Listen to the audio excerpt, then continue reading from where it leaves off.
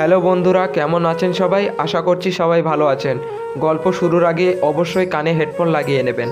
চাচা, এই ছেলেটা কাজের সন্ধানে এসেছে, আমার কাছে বলছিল, তাই আমি আপনার কথা বললাম, তাই আপনার কাছে আসতে চাইলো, তাই নিয়ে আসলাম। মহাজন বলল, ও আচ্ছা, আমি তো ওকে চিনি না, তাহলে আমি ওকে কি করে কাজ দেব?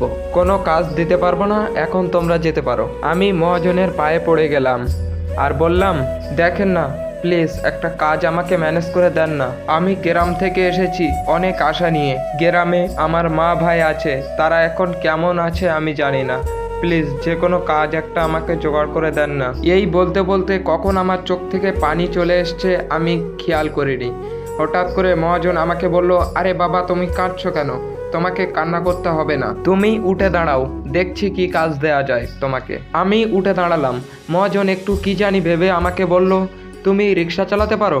আমি বললাম, হ্যাঁ, গ্রামে একটু একটু ভ্যান গাড়ি চালিয়েছিলাম, সামান্য একটু অভিজ্ঞতা আছে। মহাজন বলল, আচ্ছা তাহলে ঠিক আছে, তুমি কাল থেকে এখানে আসবে, তোমাকে রাস্তাঘাট সব চিনিয়ে দেওয়া হবে। আমি বললাম, আচ্ছা ঠিক আছে। মহাজন বলল, আচ্ছা তাহলে তোমরা আজকে যাও, আগামীকাল তুমি সকাল সকাল চলে এসো। আমি বললাম, জি আচ্ছা।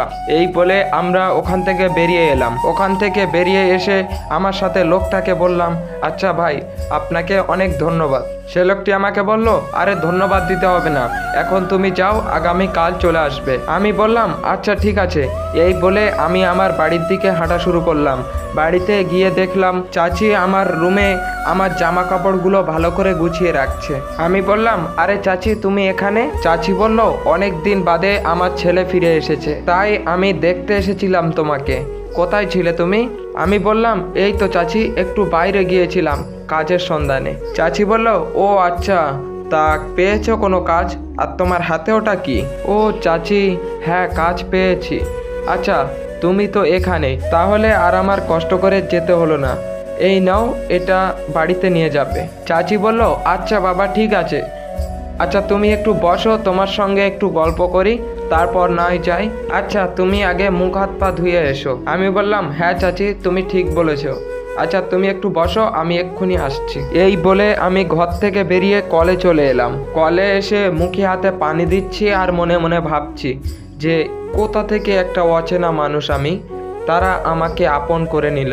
তারা আমাকে ঠিক মতো চেনে না, মাত্র একদিন হয়নি আমি এখানে এসেছি। সত্যি এদের মনটা কত বড়, একটা অচেনা ছেলেকে নিজের ছেলে বানিয়ে নিয়েছে। এদের সঙ্গে না দেখা হলে ভাবতেই পারতাম না যে দুনিয়াতে এত ভালো মানুষ আছে। জীবনে যাই করি না কেন, এই মানুষগুলোকে কখনো ঠকাবো না। আমি হাত মুখ ধুয়ে আবার আমার বাড়ির দিকে ফিরে গেলাম। আমি বাড়িতে ঢুকে দেখলাম চাচি এখনো বসে আছে, তাই আমি চাচির কাছে গিয়ে বসলাম। চাচি আমাকে বলল, আরে বাবা তুমি চলে এসেছো? আচ্ছা একটা কথা বলি, কিছু মনে করবে না? আমি বললাম, আরে চাচি ওরকমভাবে বলছো কেন? আচ্ছা বলো দেখি শুনি। চাচি বলল, হ্যালো বন্ধুরা, কেমন আছেন সবাই? আশা করছি সবাই ভালো আছেন। গল্পের রাজার পক্ষ থেকে আমি সাগর। আর এই গল্পটা আপনাদের কাছে কেমন লেগেছে অবশ্যই কমেন্ট বক্সে কমেন্ট করুন। আর হ্যাঁ, এই গল্পটা একটা ভাইয়া আমাদের কাছে পাঠিয়েছে। অবশ্যই যদি আপনাদের কাছে এরকম কোনো গল্প থেকে থাকে অবশ্যই আমাদের সঙ্গে যোগাযোগ করতে পারেন।